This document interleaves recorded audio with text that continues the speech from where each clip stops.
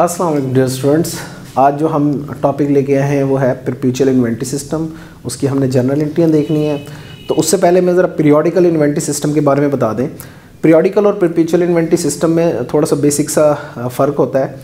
वो एक फ़र्क ये होता है कि पीरियोडिक इन्वेंट्री सिस्टम में हम इन्वेंट्री को प्रॉपर तरीके से, यानी कि उस पर्टिकुलर डे को हम रिकॉर्ड नहीं कर रहे होते। मंथ बाद हम उसको या हफ्ते बाद हम उसको प्रॉपर मेंटेन करके रखते हैं, भाई हमारे पास कितनी इन्वेंट्री मौजूद है। तो बस जितनी इन्वेंट्री आ रही होती है हम उसको परचेज़ करते रहते हैं, और जितनी आती है हम उसको जिस सेल कर रहे होते हैं उसको सेल कर रहे होते हैं। अच्छा, लेकिन जब परपेचुअल इन्वेंट्री सिस्टम में ऐसा नहीं होता। परपेचुअल इन्वेंट्री सिस्टम में जब भी हम रिकॉर्ड करते हैं तो प्रॉपर हम उसको मेंटेन कर रहे होते हैं इन्वेंट्री सिस्टम को। और हम इसको मर्चेंडाइज इन्वेंट्री इसलिए कहते हैं क्योंकि ये ट्रेडिंग बिजनेस से रिलेटेड है, यानी कि हम वो मटेरियल वाले की बात नहीं कर रहे हैं, हम सिर्फ ट्रेडिंग बिजनेस की बात कर रहे हैं। तो ट्रेडिंग बिजनेस में ही टर्म यूज़ होती है मर्चेंडाइज इन्वेंट्री की, यानी कि जब हम परचेज़ करते हैं, जब हम सेल करते हैं, उसके ऊपर जो भी खर्चे कर रहे होते हैं, मर्चेंडाइज इन्वेंट्री के ऊपर जो भी खर्चा हो रहा होता है हम उसको प्रॉपर तरीके से रिकॉर्ड कर रहे होते हैं। और हमारी हर एंट्री के अंदर हमारी जो इन्वेंट्री सिस्टम है वो प्रॉपर रिकॉर्ड होती जाती है कि भाई हमारे पास कितनी इन्वेंट्री मौजूद है और कितनी हमने सेल कर दी है, कितनी हमने परचेज़ की है, और अब कितना हमारे पास इन्वेंट्री मौजूद है। तो इस के हमने अब जर्नल एंट्रियाँ करनी है, तो मैं आपको बायर और सेलर की दोनों की एंट्री करके दिखा दूंगा कि दोनों एंट्रियाँ क्या क्या करते हैं। हम एक क्वेश्चन के थ्रू उसको क्वेश्चन को करेंगे। तो अब इधर मैं क्वेश्चन को रीड की तरफ आते हैं, उसकी जर्नल एंट्रियाँ करते हैं। Prepare the journal entry to record the following merchandise transaction for the both the seller BMX and the buyer सनक। अब ये दो पार्टियाँ हैं और दोनों को मैंने लिख लिया BMX और सनक। BMX हमारा सेलर है और सनक हमारा बायर है, यानी कि जो परचेज कर रहा है, और परपेचुअल इन्वेंट्री सिस्टम के तहत कर रहे हैं। तो 4 मई को हमने क्या किया, BMX sold $1,500 of merchandise on account to Sanak term FOB shipping point. FOB shipping point का मतलब ये होता है कि सेलर जो माल भेज रहा है, जब उसने माल लोड कर दिया है उसकी रिस्पांसिबिलिटी खत्म हो गई है, और ना वो कोई खर्चा बर्दाश्त करेगा ना ही कुछ करेगा। अब इसकी रिस्पांसिबिलिटी किसके ऊपर चली गई है, बायर के ऊपर, जो है सनक। ठीक है। और N45 का मतलब है कि 45 के अंदर पेमेंट डेज के अंदर पेमेंट करनी है और कोई डिस्काउंट नहीं होगा। इनवाइस डेट है 4 मई की। The cost of merchandise was 900, और जो मर्चेंडाइज हमने सेल किए हैं उसकी कॉस्ट 900 है, जो सेल की है हमने 1500 में। तो सबसे पहले जिसने सेल की है उसने क्या एंट्री करनी है, अकाउंट रिसीवेबल डेबिट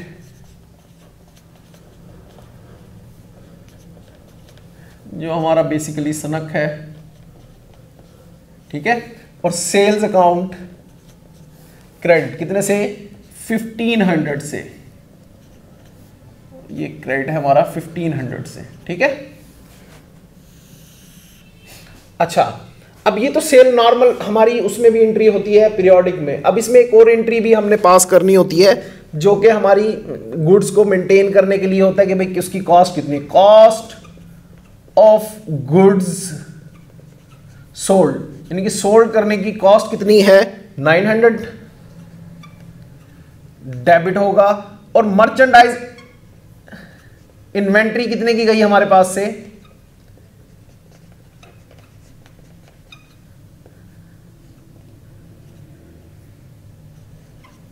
वो 900 की गई है, 900 से क्रेडिट हो जाएगा। ठीक है जी, ये हमारी बेसिक दो एंट्रियां होंगी। क्लियर है।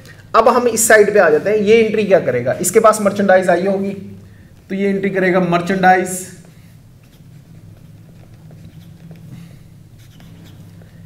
Inventory debit.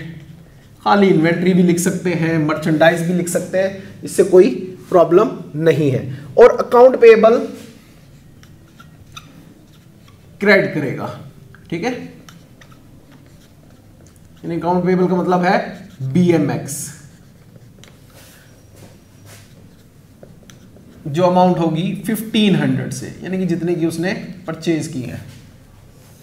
इसका मतलब ये इसकी एंट्री नहीं कर रहा होता। ठीक है जी।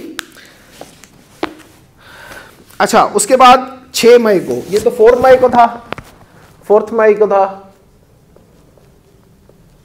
अब 6 मई को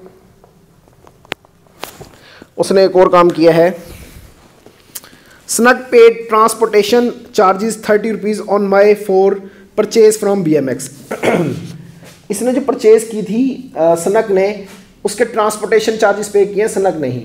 इसका इससे कोई ताल्लुक नहीं है क्योंकि उसने माल सेंड कर दिया है, अब इसकी रिस्पॉन्सिबिलिटी ख़त्म हो गई है। FOB शिपिंग पॉइंट का टर्म का मतलब ही यही है कि इसकी कोई रिस्पॉन्सिबिलिटी नहीं होगी। अब इसकी रिस्पॉन्सिबिलिटी में क्या आ जाता है अभी हमारे पास, तो इसने मर्चेंडाइज इन्वेंट्री परचेज की है और उसके ऊपर खर्चा किया है, तो वो मर्चेंडाइज के अंदर ही उसकी कॉस्ट शामिल होगी।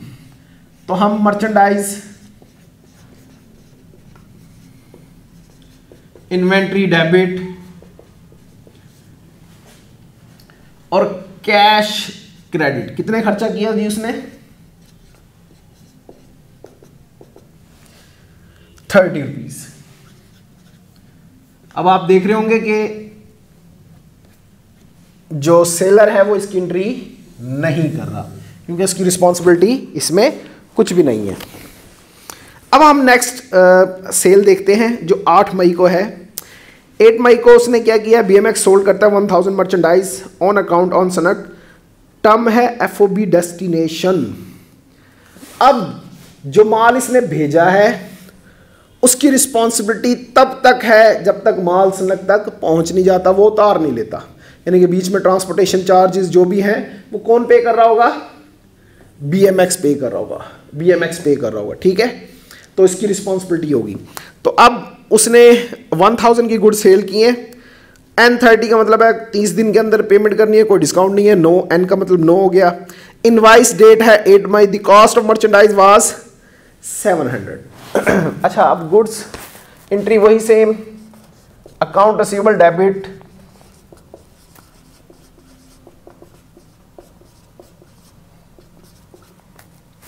$1000, सेल्स क्रेडिट 1000, ठीक है।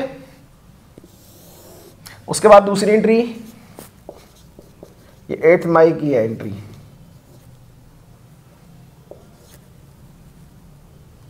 ठीक है। Cost of goods sold debit और मर्चेंडाइज इन्वेंट्री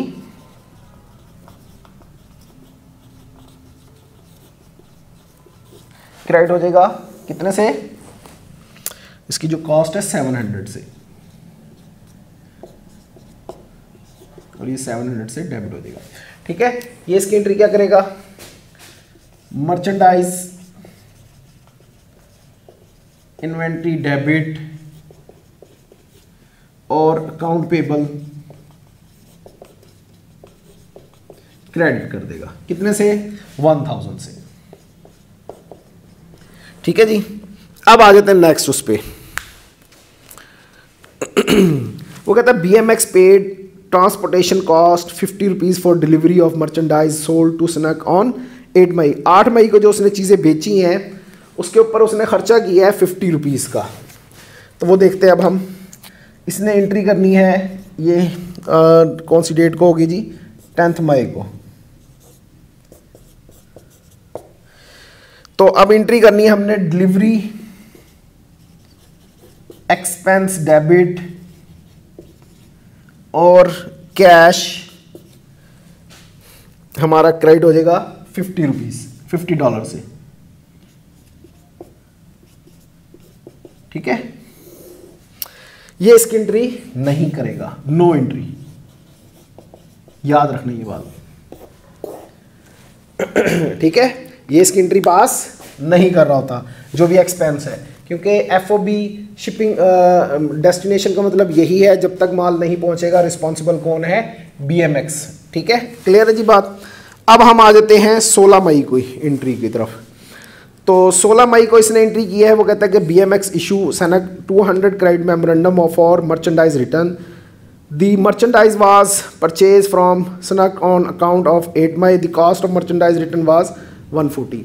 अब सनक ने चीज़ें वापसी कर दी हैं, कुछ चीज़ें ख़राब थी, उस चीज़ों को रिटर्न करने का उसने कहा है कि भाई क्रेडिट मेमोरेंडम भेज रहा हूँ मैं, मर्चेंडाइज रिटर्न कर रहा हूँ आपके पास। तो वो उसकी कॉस्ट थी 140 और उसका जो ओरिजिनल जो उसकी जो वैल्यू थी जो सेल की थी वो 200 थी। अब इसने जो एंट्री करनी है, इस बंदे ने जो एंट्री करनी है, इसको तो कॉस्ट से कंसर्न ही नहीं है, इसने तो बस इसी की रिवर्स एंट्री कर देनी जो अकाउंट पेबल की होती है, अकाउंट पेबल डेबिट और मर्चेंडाइज इन्वेंट्री क्रेडिट 200 से। ठीक है, और इसने ये क्या एंट्री करेगा? तो सबसे पहले तो सेल्स रिटर्न डेबिट, ये वही दो एंट्रियां करेगा, सेल्स रिटर्न डेबिट और अकाउंट रिसीवेबल क्रेडिट। कितने से? 200 से। ये एंट्री होगी 200 से। ठीक है, एक और एंट्री पास करेगा, जैसे अब जब सेल की थी तो account receivable debit sales credit, इसकी रिवर्स होगी सेल्स रिटर्न डेबिट और अकाउंट रिसीवेबल क्रेडिट। अब जो कॉस्ट वापस हुई है उस कॉस्ट का भी करने है, मर्चेंडाइज इन्वेंट्री डेबिट करना है इसने,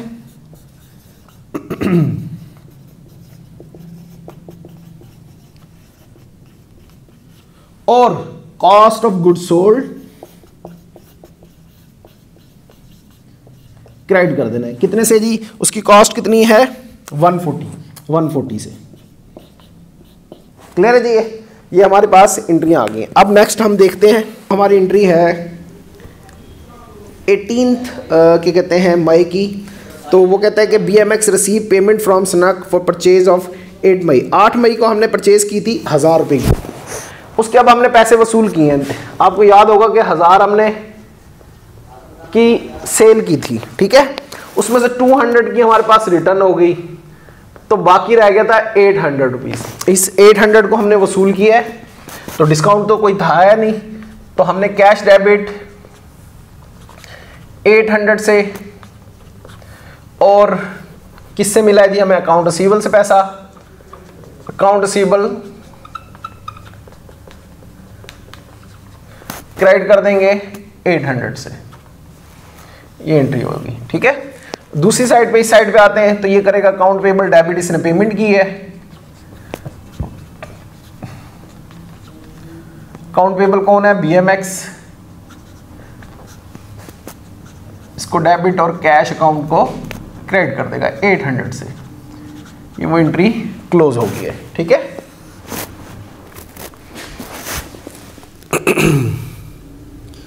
जो 18 मई को हुई है। ठीक है, अब आ जाते हैं नेक्स्ट एंट्री की तरफ। 21st एंट्री को है BMX सोल्ड करता है $2400 of merchandise on account on सनक। टर्म है FOB शिपिंग पॉइंट 210। अब 210 का मतलब ये टर्म है एक, इसका मतलब ये है कि 10 दिन के अंदर अंदर अगर आप पेमेंट करते हैं, आज से लेके 10 दिन के अंदर अंदर, तो आपको 2% डिस्काउंट दिया जाएगा। और ये 21 मई को ये ट्रांजैक्शन हो रही है। ठीक है, NEOM BMX prepaid transportation cost है 100 which were added to invoice. The cost of merchandise was है 1440 रुपीज़। अब इसमें देखें, देखने वाली चीज़ है, 2400 की हमने चीज़ें बेची हैं सनक को। FOB शिपिंग पॉइंट, यानी कि इसका मतलब ये है कि जब BMX चीज़ें बेचेगा, ट्रांसपोर्टेशन कॉस्ट हो या कुछ भी हो, वो बर्दाश्त नहीं करेगा, और उस पर 2% डिस्काउंट भी है। लेकिन प्रीपेड ट्रांसपोर्टेशन कॉस्ट कौन कर रहा है? BMX, यानी कि उसने एडवांस में ट्रांसपोर्टेशन कॉस्ट पे तो कर दी है, लेकिन पैसे लेने किससे हैं? सनक से ही लेने हैं, क्योंकि उसकी रिस्पॉन्सिबिलिटी नहीं है, वो ऑन द स्पॉट तो वो पेमेंट कर रहा है, लेकिन इन फ्यूचर में वो उसी से पैसे वसूल करेगा, जो ऐड हो जाएंगे which were added to the invoice. Invoice के अंदर, यानी कि उसके अकाउंट के अंदर ऐड कर देंगे। कॉस्ट उसकी है 1440। तो हम पहले सेल करते हैं, अकाउंट रिसीवेबल डेबिट। अभी सिर्फ सेल को देखते हैं, इसमें वो जो खर्चे हुए हैं वो नहीं शामिल करते। तो सेल कितने की है? 2400 की, और सेल्स क्रेडिट 2400 से। ठीक है,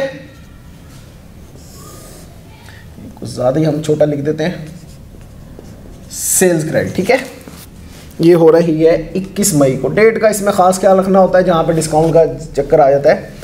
और एंट्री करेंगे ये cost of goods sold debit 1440 से, और मर्चेंडाइज इन्वेंट्री क्रेडिट कर देना है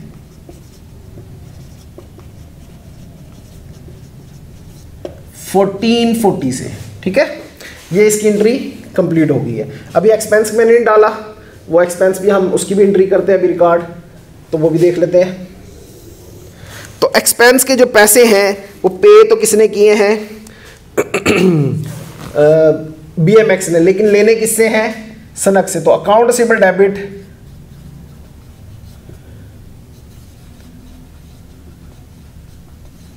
जो कि है सनक, और कैश क्रेडिट कितना पे किया जी ट्रांसपोर्टेशन का इसने 100 रुपीज।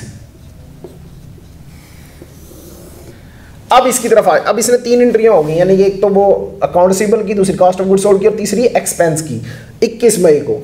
अब इसने जो चीजें परचेज की हैं, मर्चेंडाइज परचेज की है, वो बेसिकली कितने की परचेज होगी इसकी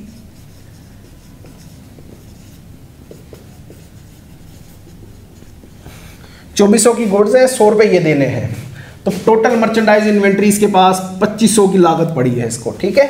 और अकाउंट पेएबल यानी कि BMX को कितने पैसे देने इसने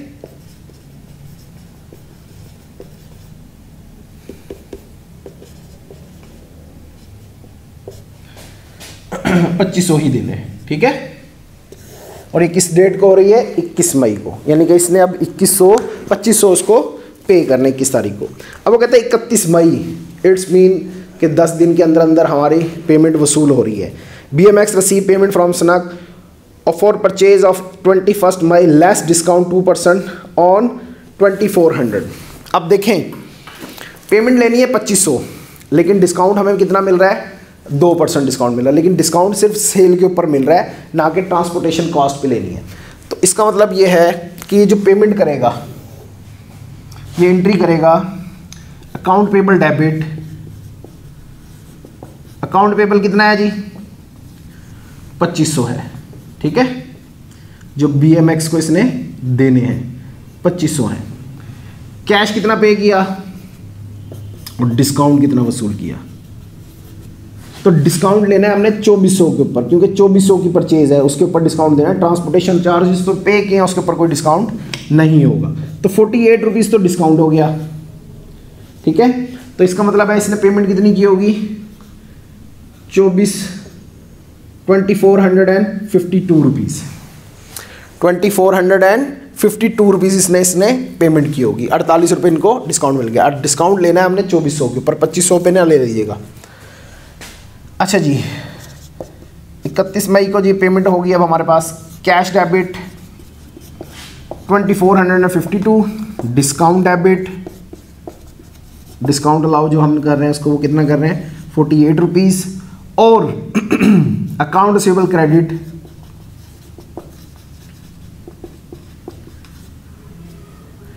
2500 से। ये हमारी दोनों एंट्रियां कंप्लीट हो गई। ये सेलर और बायर की एंट्री थी। मैक्सिमम कोशिश की है कि आसान तरीके से कर सकें, हमने वो किया है। हमारे चैनल को सब्सक्राइब करना ना भूलिएगा, लाइक ना करना भूलिएगा, और बेल आइकन का बटन ज़रूर दबाइएगा। थैंक यू, अल्लाह हाफिज़।